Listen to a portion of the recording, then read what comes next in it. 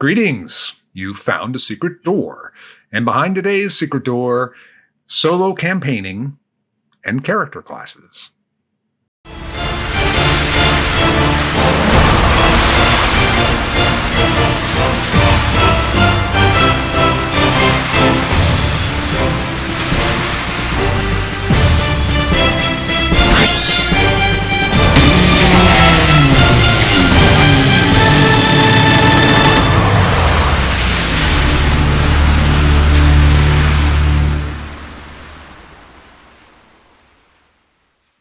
So behind today's secret door, solo campaigns and character classes. This is Secret Door, a channel devoted to in-depth discussion about Dungeons and Dragons, and my name is Matt Morich. All right, so when we're talking about solo campaigning, we're not talking about literally solo, like just one singular person. We're talking about a singular player and a dungeon master, of course. Now, I have played an extensive part of my gaming life in solo games, a lot of them. And some of the funnest games, my most memorable games, were in solo games.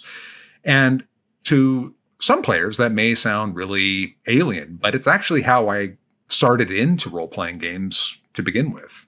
When I was a kid, there was this game called Tunnels and Trolls. It was a lighthearted, I hesitate to use the term knockoff because that sounds kind of demeaning, and I don't mean to demean Tunnels and Trolls in any way. It was a very fun game. But anyway, it was a lighthearted knockoff of Dungeons and Dragons, and they had these solo dungeons where it was very much like a choose your own adventure book, but with dice. So this was my first experience and exposure into role-playing. I was 10 years old at the time, and man, I got hooked. And it didn't take long. It was like a year later that I got into Dungeons and Dragons, bought all the books, started finding a friend or two to teach them how to play, and we would play. And basically, we're 11 years old at this point. All the campaign was, they weren't campaigns. It was, hey, let's play D&D.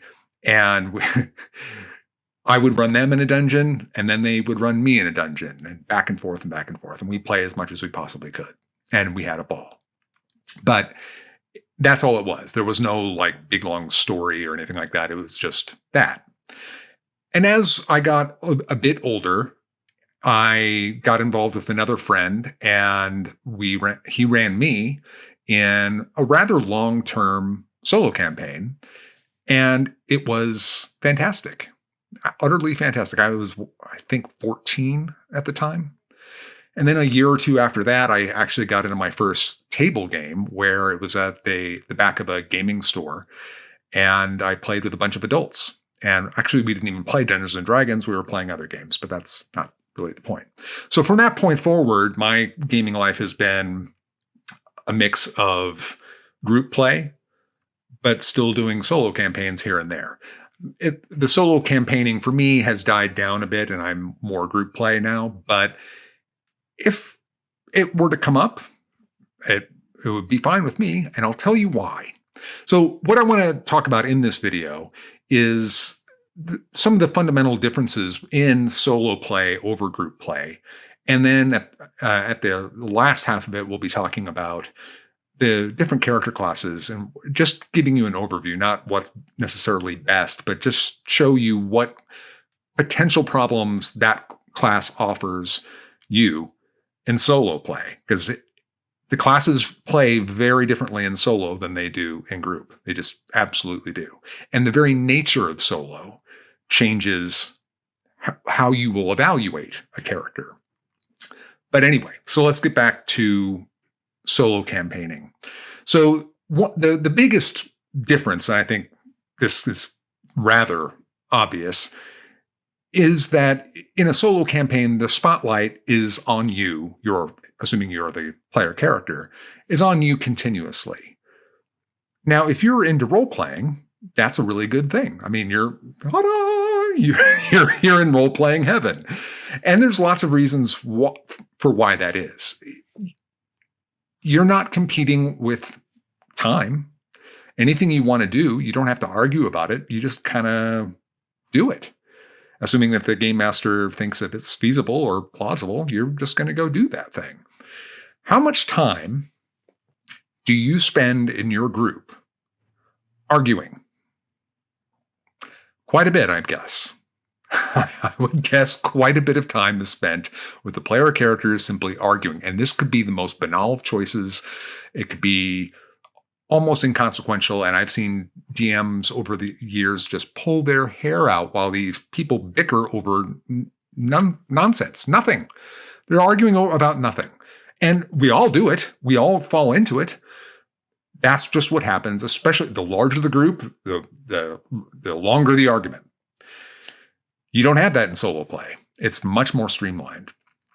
The other, I'm going to be jumping around a bit here on the differences, but one of the other big differences in solo play is that the games tend to become more serious. And there's an interesting reason why. So again, go back to your table and think about when you're not arguing, people are joking. And it could be joking that has nothing to do with the game, or it could be jokes about what's happening in the game. And these are jokes 90% of the time are happening out of character. Most game masters, they don't want to admit it, but they would prefer that get dialed back, probably by about half. Not to say that the DM doesn't appreciate a good joke as much as anybody, but they spend a lot of time and work trying to get prepared for that session, and they want you to take it seriously. Now, some players, 80 to 90% of what they do at the table is joking around. And so for them, playing in a solo game, that's suddenly not there. It's just you. Who are you going to be joking with? The DM? I mean, maybe a little. Maybe that here and there, but more or less that game is going to tend to become more serious, and your DM will probably love that. So for me, that's a quality feature. I like taking the game seriously. Don't get me wrong, I can be one of the biggest idiots at the table joking around. And I'm not demeaning joking around, by the way. But I find that very often it goes on too long. It can get too far, and it can start bleeding into the actual game, which is where it really needs to stop, is when that happens. So, and it's a slippery slope, and like I said, I am no better than anybody else. I certainly am guilty of that behavior myself. I tend to, though, if it were just up to me, I would want to take the game super seriously. I find more fun. I'm an actor. I'm a trained actor. So I tend to want to take the game seriously. And I don't mean like, ultra gravity seriously or blah, blah, blah. Nothing like that. But just to take it as this is real. This is real. It's happening. I get more out of a game like that. So for me, a solo game is a natural fit because I flourish in that kind of an environment. If you've never done one before, what you'll find is as the game is getting more serious, you're also going to find that not having the other players does a variety of things in your decision-making and even how you approach the game. First of all, from the very start of the game, you don't have anybody else to compete with, right? That's not a very good term. Let's take character selection. So if you're playing in a group and let's say you had it in mind that you wanted to play a cleric, but so-and-so already said that they want to play a cleric, and two other people have already committed to what characters they wanted to do, and maybe the one of those players picked the thing that was next on your list. So now you're looking at what role do we need to fill? And I guess we need a rogue. Do I want to play a rogue? I don't know. So you end up making a character selection that is not necessarily, it's not always a bad thing, but that might not have been your first choice. And so you might even be kind of dragging your feet walking in playing that character. In a solo game, you play what you want to play. That's a big feature right there. You don't have to worry about filling a role. You don't have to worry about the composition of the party. It's all about what you want to play. That's great. And because of the lack of other players, if you are, let's say, a player that is, I don't want to sound like I'm rating role playing, but let's say you are a role player who is not super into it. Okay, I don't know how else to phrase this without sounding insulting, but let's just say you're not super into it. You're not, you don't live for that part of it. In a solo game, one of the things that might be restraining you from role playing in a group is fear. It can be scary if you're if you're playing in character, making a acting choice, if you will tolerate that, making an acting choice that is taking a risk, and it doesn't even have to be a big risk. It could be a very small risk. But if you're a committed role player, you are taking small risks, but maybe other players are afraid to even take those tiny little risks for fear of what, maybe being ridiculed by other people at the table, or for somebody chuckling, or somebody rolling their eyes, or whatever. This is a very normal way of perceiving the world. I mean, people are terrified of public speaking. So it stands to reason that even though you are playing in a role-playing game, you might not be as fully into it as maybe you do want to be deep down inside. Well, a solo game is a really great way of removing those barriers, those restraining forces is a better term. Those restraining forces, which would be the other players, from the game. And you may find yourself falling into character much more easily and beginning to take those little risks that lead to taking more interesting risks. And I'm not trying to compare role-playing games to acting by any stretch of the imagination. They have some little tiny crossovers, but they're two very different animals that just kind of look similar in some respects. So I'm not trying to say that great role-playing equals great acting. That's just not true. So you're going to ironically, a solo game can set you up as a role player ideally. And that kind of stands against reason, because a lot of what we appreciate in group play is the dynamic in the group. And believe me, that's a great and valuable thing. So a solo game isn't necessarily better than a group game, but it does certain things better than a group game does. One of the other things that a solo game does, I think, way better than a group game is it follows and kind of rewards the conventional storytelling. You generally in a story, you have the main character, the central character. Not every movie is the Avengers or Lord of the Rings, where you've got a big cast of characters. You've got a central character, and that character, everything follows on that character's actions. That is not how role-playing games with a group work at all.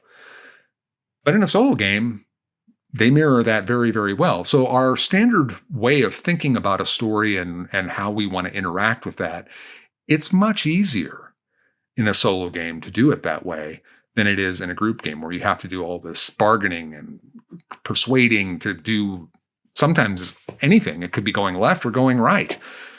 I mean, sometimes it gets to be that ridiculous at a table. In a solo game, you just go. You just do. So the game will be more serious for you. You'll be able to take more risks than you might otherwise take. And you'll get to play the character you really want to play. Those are really great things. And here's one other interesting feature for solo gaming is that campaign can go on for years because it's just you and the DM. You could stop playing for 6-8 months, a year, and then pick it back up again because you don't have as many moving parts to have to pick up and assemble and get everybody back on board and da-da-da-da-da. It's just if you only need 2 people to agree, and off you go. So if you're in a situation where you want to play Dungeons & Dragons and you only have one other person that might be interested, let's say, don't be afraid to try a solo game. Don't be afraid to try it. It's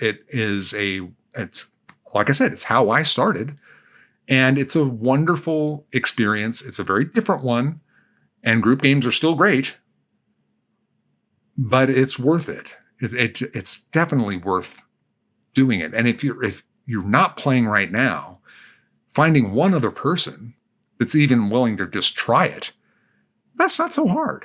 D&D isn't the same as when I was growing up and people thought it was, a complete dork fest. People are more interested in the game now, and it's more socially acceptable. So give it a try. Okay, so now let's talk about the character classes and how they interact in a solo game. We'll start with the barbarian. So we're going to, as I go class by class, we're going to talk a bit about the mechanics. And I'm not evaluating in terms of what is the best, although I will point out ones that I think are super great. I'm going to be evaluating them in terms of what kinds of problems you'll likely have that you might not be able to solve in that particular class because they're not suited for it. So with the barbarian, for example, first of all, you've got the iconic part of it, right? I mean, Conan the Barbarian is off on his own, taking on the world, and it's just him against the throngs and hordes of evil. That's iconic. And so that's a really inspirational, and there's tons of barbarian characters in fantasy stories. So you have a lot to be able to draw from, a lot to inspire you with your character. Mechanically speaking, you are super set for combat. You're a killing machine in combat, and you're tough. That's all great. The problem for the barbarian, you don't have a lot of resources to help you in social or exploration. So you've got your background and your two skills, and then if you're playing a human, you get another one, or if you're playing a half-elf, you get another one. That's still not quite, that's just not a lot, but you can shore up some of those areas there. So if I were to play a barbarian, I think I would probably just pick one other thing out other than combat, whether it be in exploration or in social. And I would put most of my skills there so that I'm covered there. So I can at least have a reasonable chance of having some success there. And in this case, I would probably, just the way the stats are likely to lay out, I would probably say your best bet is to put them into exploration. And with social, just rely on basic role playing and not letting it get to the roll of a dice to determine whether you are successful or not. Role play it and just count on that. Okay, next up is the bard. The bard, obviously, the bard has a lot of skills. It has expertise. Those are all great. You've got spells. Spells cover a lot of ground. So in many ways, the bard can do it all. And that should be no surprise. Bards are famous for that.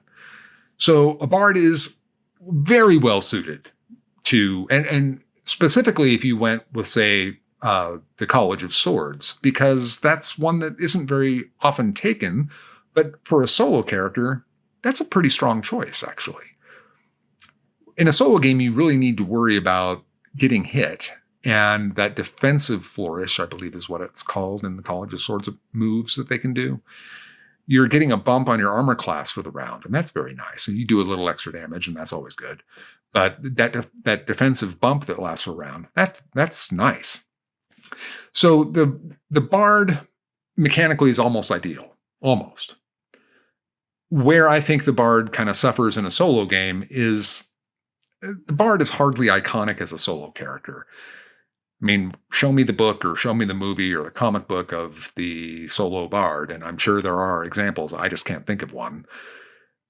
So you don't have a lot of inspiration for it, and because of that, it may not resonate with you as long. And because you're not interacting with fellow players, you really rely in a solo game more on your own inspiration more than ever in a solo game. So that's the one weakness I see with the Bard. It's otherwise obviously it's an excellent choice. And this is the thing about all these classes I'm going to be talking about. You can't make a bad choice, and here's why. You are not competing with anybody. In a group game, you may not want to play a weaker class because you don't want to be playing a weak character compared to maybe you just don't want to feel inferior. Maybe you want to feel like you don't want to feel like you're not pulling your own weight. But you don't have that problem in a solo game. You're playing by yourself. So if you played a really weak class, the DM is still going to be attenuating the challenge to you. That's assuming that he's not running a published material and modifying it, but he's still got to modify it one way or the other. Solo games, I think, are best for DMs that are creating their own adventures for that character. That's just my opinion. All right, so the Bard. Now the Cleric. Well, the Cleric mechanically also, any of the full casters, that's just a huge, huge bonus. You can solve a lot of problems with spells. The Cleric can also get access to even heavy armor, so they can be pretty durable. They obviously can heal. That's a bonus. Mechanically, they're great. And what's interesting about the Cleric, not that I think that there's a lot of iconic things to pick from, but your god has got an iconic factor to it. So you can explore your character's faith in a solo game in a much richer way than you might in a group game, because maybe you don't want to be becoming tedious at the table about my god this and my god that and sounding preachy and having players get bored or frustrated or whatever by that. You can explore these things, and you can be going to your church and having relationships with people in the church, and maybe getting, I don't like using the term quests, but for lack of a better term, quests from from the church as part of the campaign. So it will allow for that kind of play, which that by itself, your god will be kind of a role-playing template for you. That's very good. The Druid. The Druid mechanically is probably one of the strongest there is. And I'm, of course, talking about the Moon Druid. You're a full caster, and for the first 5 levels, my goodness, you can wild shape and just turn into the bear and go to town. And you're just going to be a killing machine for the first 5 levels. And then after that, now your spells are just starting to get better. If you want to get out of wild shape and rely more on casting, go ahead and do that, or just keep going with wild shape. You have just a lot of options, and then you can be using your wild shape for exploration. And the druid may not be the best in social, because their charisma is generally not going to be very good. But like I said, spells can cover some things. Again, with any character where social is the problem, default to just role-playing it out and not letting it get to a die roll. Just try like the Dickens to not let it get to a die roll. So the druid, and the druid's so durable with wild shape. Oh my gosh, killing a wild shape druid is pretty tough. And that's a nice feature to have in a solo game. Your DM may be able to have much more exciting combats for you, much more challenging combats, because you're a wild-shaped druid. And he won't feel like, I could kill him. I better pull back on this. No, he can throw some real fastballs at you. That's fun. Okay, so that brings us to the fighter. The fighter, of course, is as iconic as the type of fighter you want to be. Do you want to be a knight? Do you want to be a samurai? Do you want to whatever? You are a gladiator? Whatever that the case is, pretty iconic. What I really like about the fighter in a solo game is that they're kind of, the fighter class in 5th edition is kind of like a bag of Legos. You kind of make the fighter what you want it to be via feats, and you get more than anybody else. So if you are playing a fighter and you're in a situation where you're continuously wishing you could cast this spell, this would solve that problem, well, take the Ritual Caster feat. And that's, in a solo game, that's a super powerful feat to have. Super powerful in a solo game. I mean, it's great in group play, but in solo play, that's gold. So, and the fighter can take that and not even miss it, because they're going to have plenty of feats to be able to take all the things they want for combat, and then take 1, maybe 2 as a fighter for other things like that. So you have a lot of iconic resonance, and the mechanics back you up as a fighter. So that's just it makes it a very strong choice. And I should note that while I think that in group play, the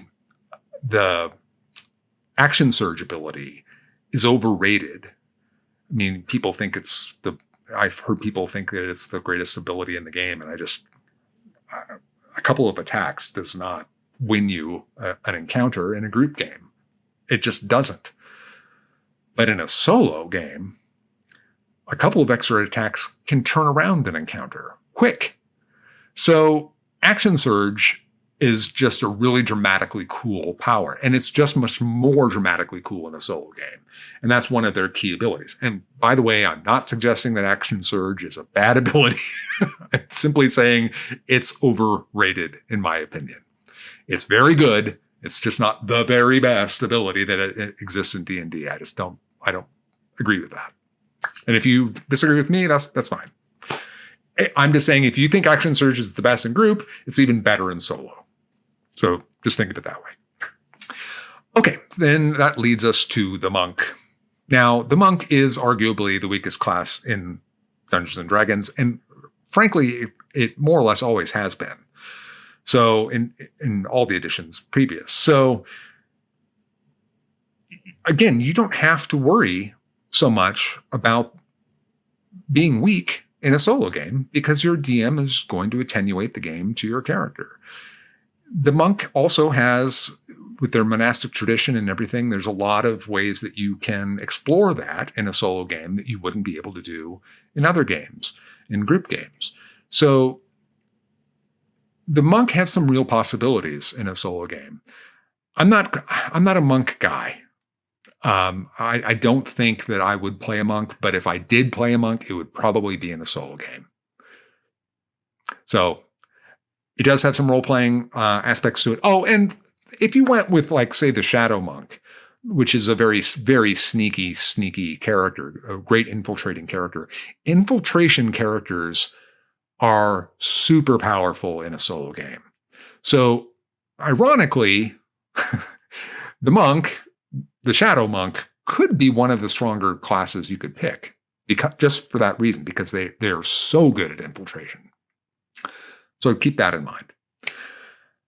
All right, that brings us to the Paladin. The Paladin is mechanically super strong. I would think that as a solo character, you might smite a little less than you would in a group play. You might want to be using spells that have a longer effect so that you're getting the most value out of it, because you need to make sure that you're getting the maximum value out of your spell slots.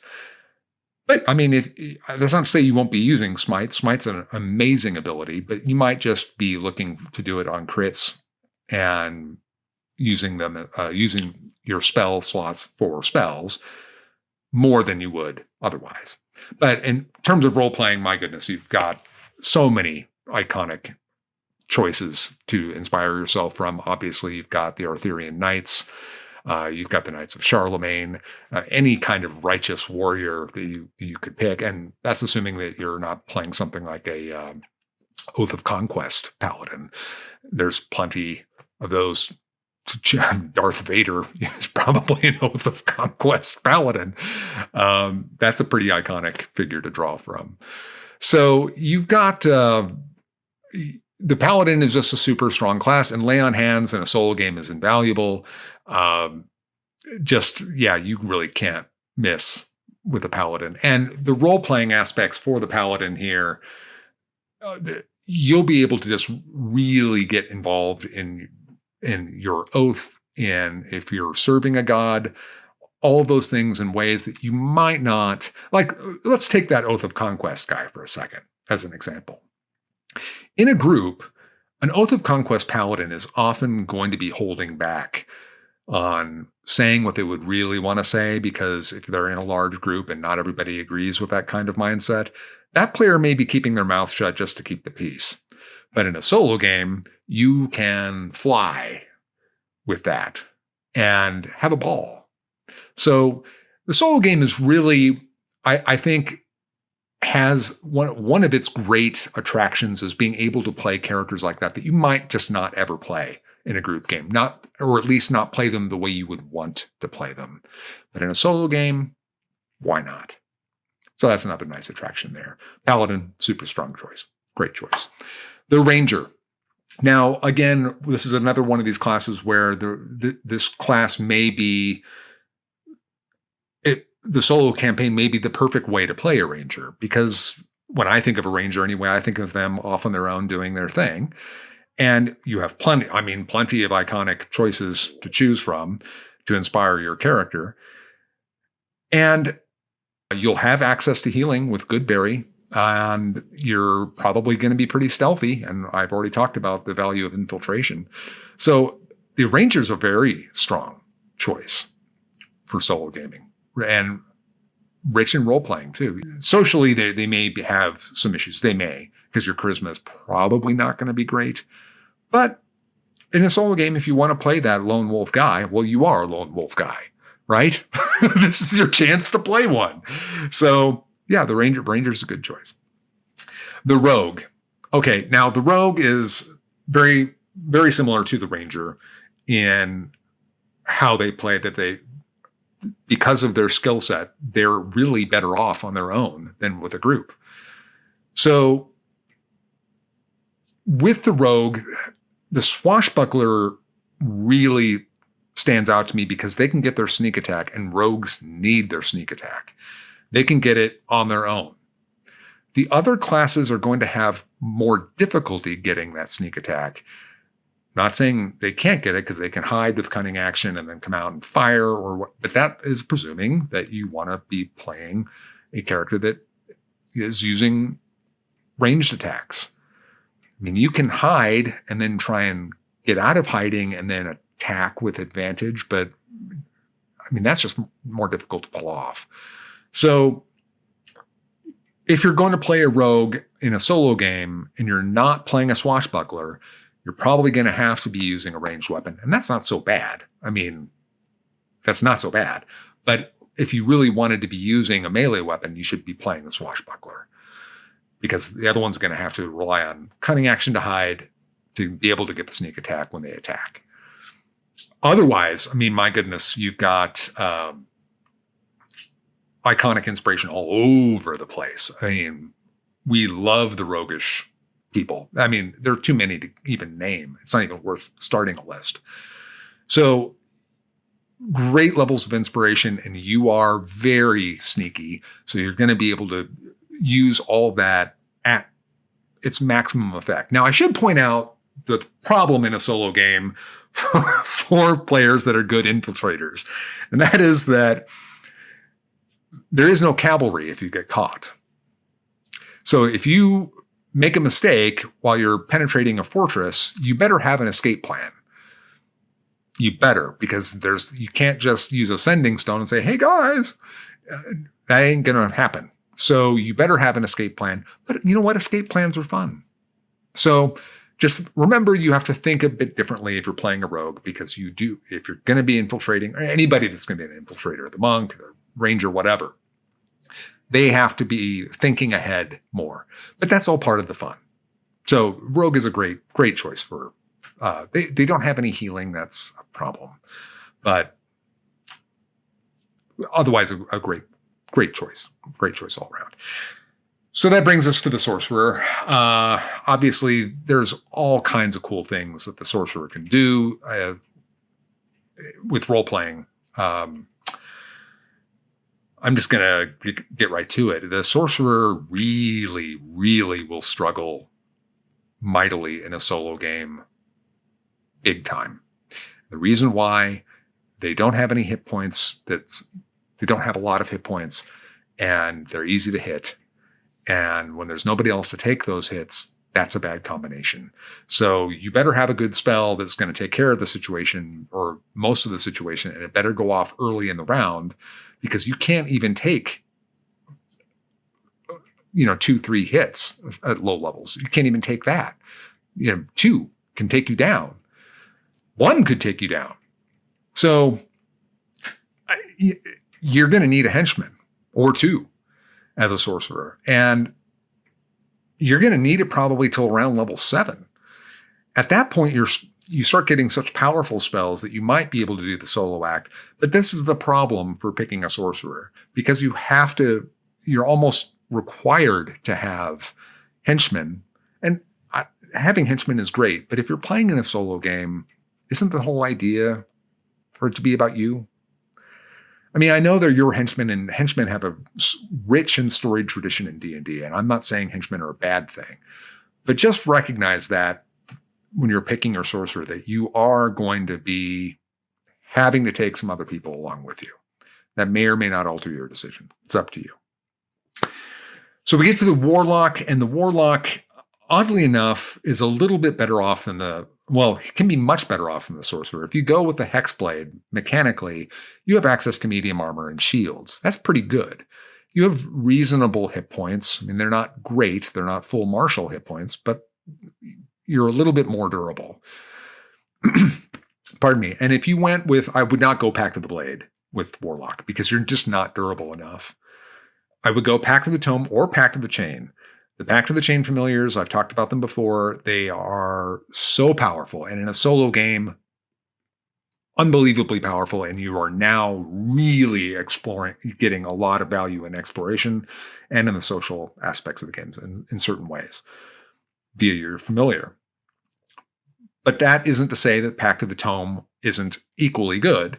Pact of the Tome is great in group play, and it's even better in solo play. But I would argue Pact of the Chain Familiar is even slightly better in solo play, because there is no other option. So that familiar is doing all kinds of things for you. So you could go either way with them. I mean, maybe Pact of the Tome edges it out because you can cast Flying Familiar as a ritual. I've talked about Pact of the Chain. So anyway, that's really mechanically they're fine.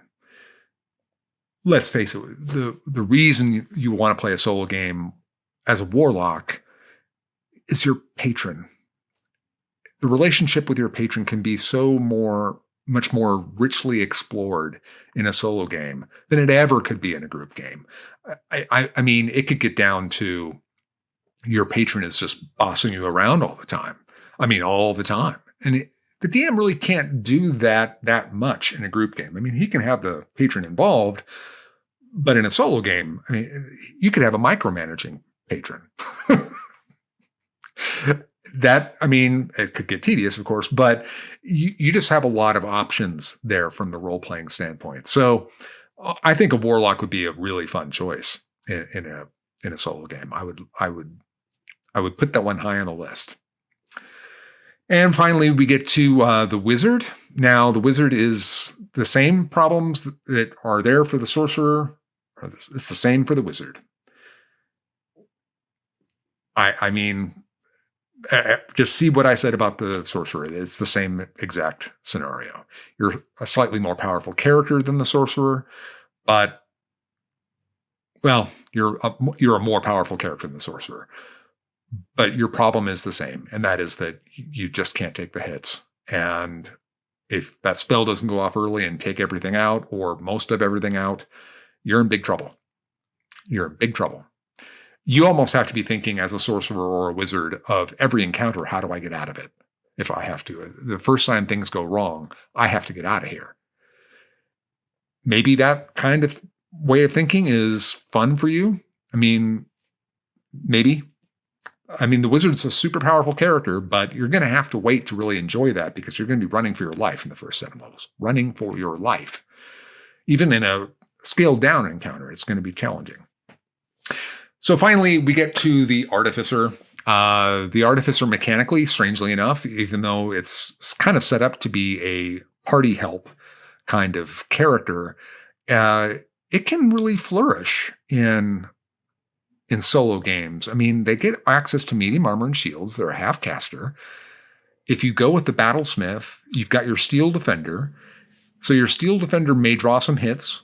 That's great. You get it early at level 3. May draw some hits for you, and it can use its reaction to apply disadvantage on an attack that's coming at you, if they're within 5 feet, etc., etc. That disadvantage on that one attack in a solo game is a really big deal because the encounters are going to be smaller in scale. So the value of that Steel Defender goes up significantly in a solo game, significantly.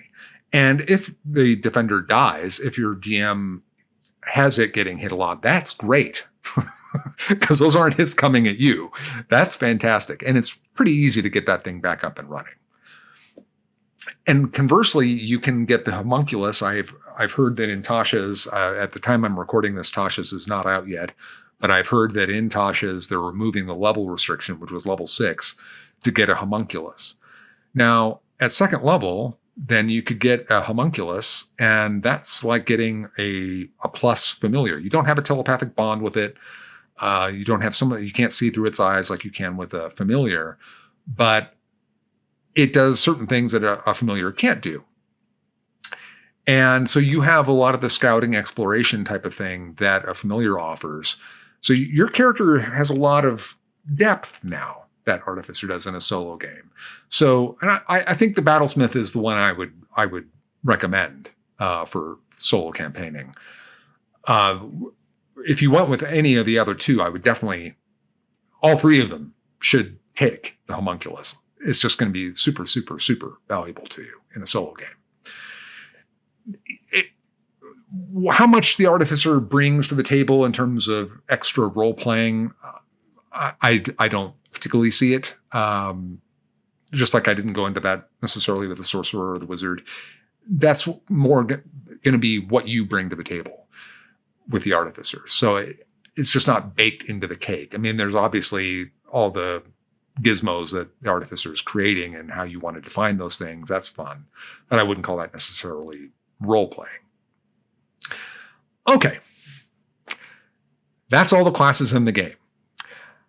I hope that you've enjoyed this. I hope that if you have the option of playing in a solo game, that you think about doing it. I've had a really fun time in them over my career.